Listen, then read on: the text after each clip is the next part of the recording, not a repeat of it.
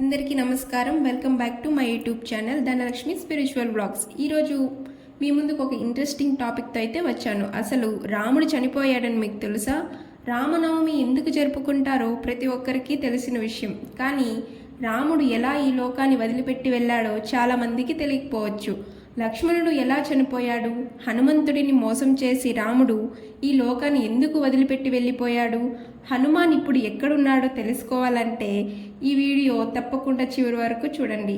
రామాయణంలో రాముడు రావణుడిని చంపేసిన విషయం అందరికీ తెలిసిందే. త్రేతాయుగం ముగిసే సమయం వచ్చింది కాబట్టి రాముడు ఈ అవతారాన్ని చాలించి సమయం రావడంతో శివుడు బ్రహ్మదేవుడు ఇద్దరు యమధర్మరాజుని నీవు రాముడి దగ్గరికి వెళ్లాల్సిన సమయం వచ్చింది అని చెబుతారు.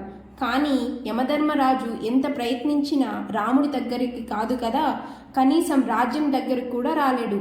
ఎందుకంటే సాక్షాత్తు ఆ మహాదేవుడి రూపమైన హనుమంతుడు ఎల్లప్పుడూ రాముడి పక్కనే రక్షణగా ఎవరిని దగ్గరికి రానివ్వకుండా కాపలా కాస్తూ ఉంటాడు. ఒకరోజు రాముడికి శివుడు కల్లోకి వచ్చి నీ అవతారం చాలించే సమయం వచ్చింది రామా అని చెబుతాడు.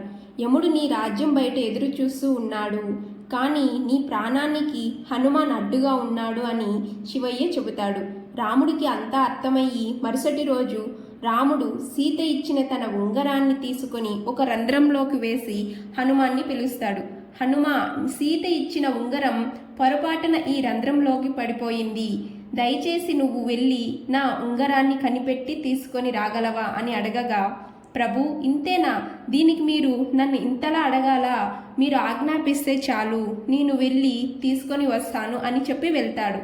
అలా వెళ్ళి ఇలా వచ్చేస్తాను అని చెప్పగా హనుమ తన శరీరాన్ని ఒక చిన్న చీమలా మార్చుకొని ఆ రంధ్రంలోకి దూరుతాడు. ఇలా వెతుకుతూ ఆ రంధ్రం పాతాళ లోకానికి దారితీస్తుంది. అక్కడ నాగలోకానికి రాజు అయిన నాగరాజు ఉంటాడు. ఆయన దగ్గరికి వెళ్ళి నమస్కరించి, నాగరాజా, నా రాముడి ఉంగరం ఒక రంధ్రంలో పడి ఈ పాతాళ లోకానికి వచ్చింది. ఈ ఉంగరం ఎక్కడ ఉందో మీకు ఏమైనా తెలుసా అని అడగగా, ఓహో, రాముడి ఉంగరమా, నాకు తెలుసు, ఇక్కడ ఉంది, నాతో రాండి అని హనుమాన్ని వెంట తీసుకొని ఒక గుహలోకి తీసుకొని వెళ్తాడు. ఆ గుహలోనే ఆ ఉంగరాలు ఉన్నాయి. నా రాముడి ఉంగరమే కదా అని లోపలికి వెళ్ళి చూడగా హనుమ ఆశ్చర్యపోతాడు. ఆ గుహ లోపల ఒకటి కాదు, రెండు కాదు, మూడు కాదు, కొన్ని లక్షల కోట్ల బంగారు ఉంగరాలు ఉంటాయి.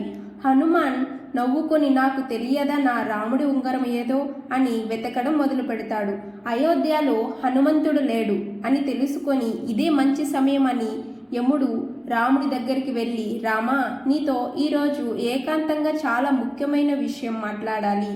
మనం మాట్లాడుకునే సమయంలో ఎవరైనా మధ్యలో వస్తే వారికి మరణదండన ఇవ్వాల్సిందే అని అనగా, రాముడు లక్ష్మణుడిని పిలిచి, నా బాధ్యత నీదే లక్ష్మణ, ద్వారం దగ్గర ఉండి లోపలికి ఎట్టి పరిస్థితుల్లోనూ ఎవ్వరినీ పంపించకు అని ఆజ్ఞాపిస్తాడు. లక్ష్మణుడు ద్వారం దగ్గర నిలబడుకొని ఉంటాడు.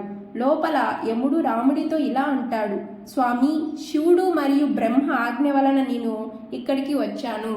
మీరు ఈ రాముడి అవతారానికి ఉన్న కార్యం ముగిసింది. ఇక మీరు విష్ణు రూపంలోకి మారి వైకుంఠానికి రండి. లక్ష్మీదేవి మీకోసం ఎదురు చూస్తూ ఉంది అని అనగా రాముడు నవ్వుతూ సరే యమ అని అంటాడు.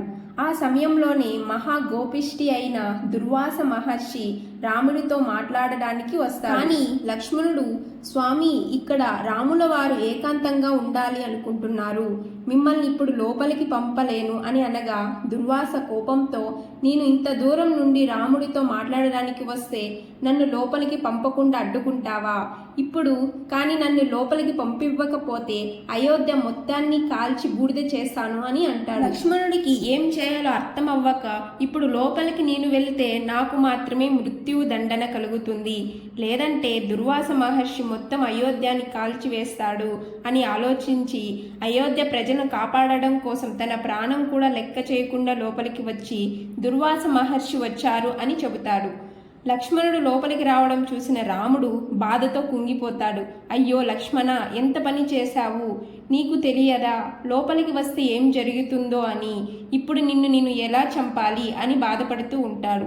రాముడికి ఏం చేయాలో తెలియక తన గురువైన వశిష్ఠ మునిని అడుగుతాడు.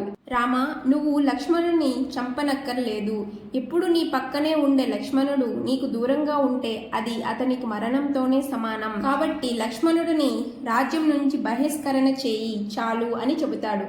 అది లక్ష్మణుడు విని, నీకు దూరంగా ఉండటం కంటే చనిపోవడమే మేలు కదా అన్నా అని సరియు నదిలో జల సమాధిగా మారిపోతాడు. ఇది చూసి తన భార్య అయిన ఊర్మిళాదేవి కూడా జల సమాధిగా అయిపోతుంది.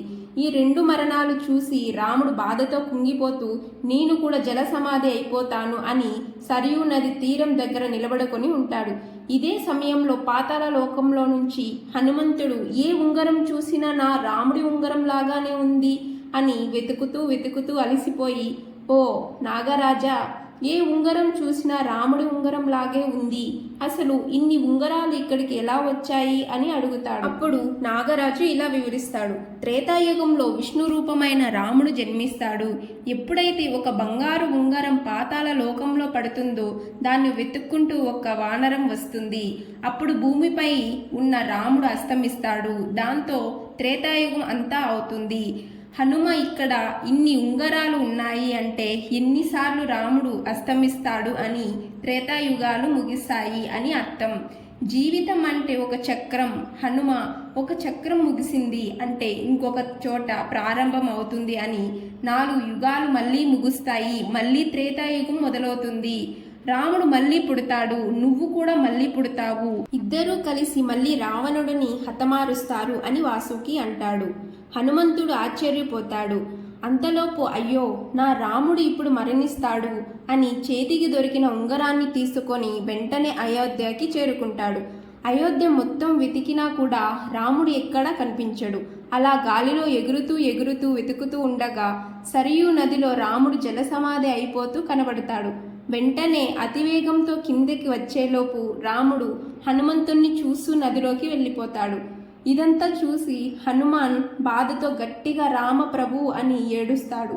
అయ్యో, ఇదంతా నా తప్పే. నేను బుద్ధి లేని వాడిని. 1 నిమిషంలో వస్తాను అని ఇంత సమయం వృధా చేశాను.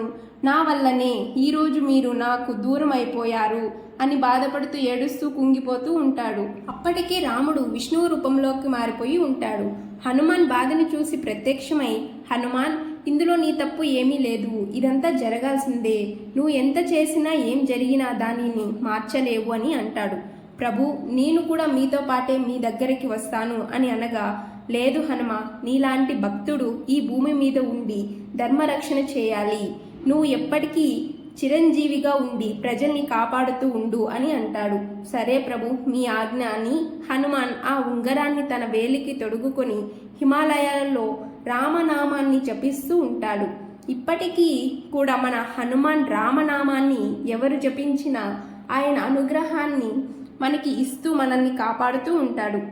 ఇది రాముడు మరియు లక్ష్మణుడు మరణం వెనుక ఉన్న కథ. మీలో ఎంతమందికి ఈ విషయం తెలుసు? ప్రతి ఒక్కరికి రామాయణం ఎలా ముగిసిందో తెలియాలి. ఈ వీడియో మీకు తెలిసిన ప్రతి ఒక్కరికి షేర్ చేయండి. అలాగే మీరు శ్రీరాముడు భక్తులైతే జై శ్రీరామ్ అని, హనుమాన్ భక్తులైతే జై హనుమాన్ అని కామెంట్ చేసి మన ఛానల్ని ఇప్పుడే సబ్స్క్రైబ్ చేసుకోండి.